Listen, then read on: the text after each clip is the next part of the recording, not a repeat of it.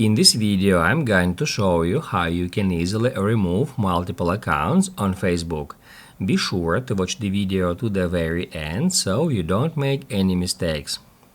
Let's get started, guys, and first off we need to open up Facebook app and then tap right here to go to menu. On menu, just tap at that gear to head over to Settings and Privacy, and then tap right here to go to Meta Account Center. Once you are at Meta Account Center, just scroll down to the very bottom where you will find Accounts. If we get into it, it will show us all the accounts, including Facebook and Instagram accounts associated with that particular Meta Account Center.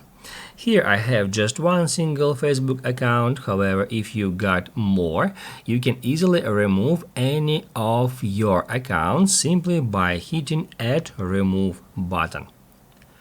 Basically, guys, that's it. So if this video was helpful for you, don't forget to hit the like button.